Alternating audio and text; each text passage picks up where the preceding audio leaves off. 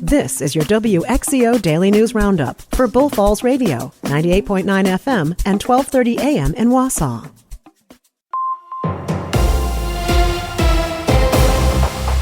For WXCO News, I'm Isabella Nieto. Wisconsin has thousands of dams across the state, privately and publicly owned. Both private owners and state or federal officials are responsible for keeping them in tip-top shape. I spoke to Uriah Monday, the state dam safety engineer. He says the Wisconsin Department of Natural Resources is aware of roughly 5,000 dams that exist in the state. Approximately 40% of the dams in the state are privately owned. The others are either publicly owned or owned by the federal government, or I should say, I guess it's all in the same batch of publicly owned. Monday says state officials have to make sure dam owners are complying with state standards for dam safety. In a way, we're maybe like a building inspector in a community, right? We're not constructing projects and we're not running them, but we have a role in making sure that they are done in a sound and safe manner. Congressman Tom Tiffany has made his experience as a dam tender a central part of his campaigns. Now he's running for governor on that same experience. But what does being a dam tender really mean? Tiffany had a unique take on it.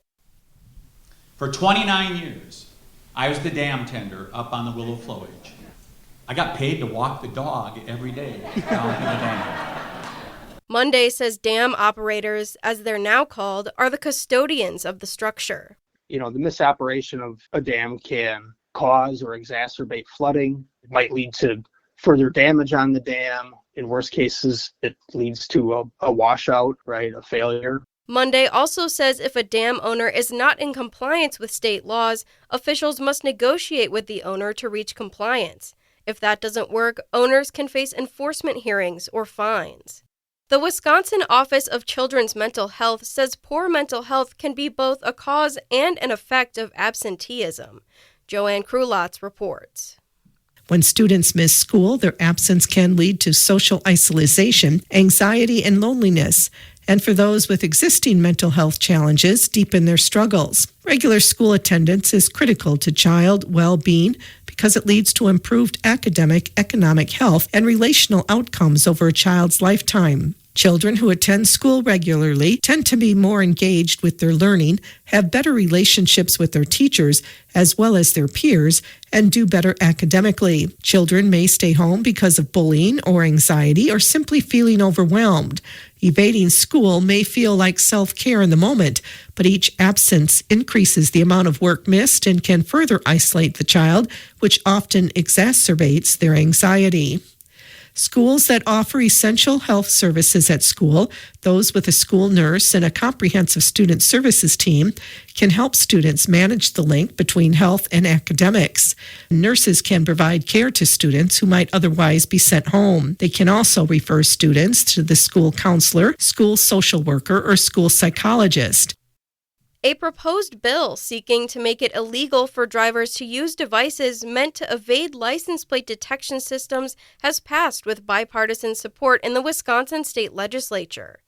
The legislation would implement a $1,000 fine, 90 days in jail, or both for residents who buy, sell, or install devices that are designed to conceal their registration plates. The bill will now head to Governor Tony Evers for consideration. The Wausau Ethics Board last week did not recommend disciplinary action to the City Council following their decision in the ethics complaint against Mayor Doug Dinney. In the 8-page decision, the board declined to recommend additional action because such measures could, quote, further inflame the political tension surrounding the issue. In a statement, Dinney says he did not agree with all of the board's conclusions, but is, quote, very pleased that the City of Wausau can now move on from this issue. The board ordered Mayor Dinney to refrain from interfering with the city clerk in her duties, including decisions surrounding absentee ballot drop boxes. The village of Rib Mountain is recommending residents make sure their vehicles are locked following a string of break-ins. According to a community announcement, the village says they are receiving reports of vehicle break-ins in the area and remind people to lock their cars and garage service doors at all times.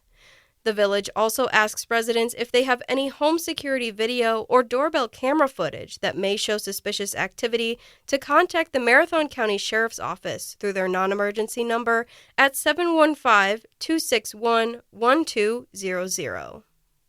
The United Way of Marathon County has released its holiday Get Help and Give Help guide. The guide intends to help people find assistance or volunteer opportunities during the holidays. People can find places offering toy or holiday gift assistance, Thanksgiving and Christmas meals, and food pantries on the Get Help side, and volunteer opportunities, gift drives, and adopt a family programs on the Give Help side. You can find the guide at unitedwaymc.org, and if you find an opportunity that isn't listed in the guide, call 211 for more information. I'm Isabella Nieto for WXCO News.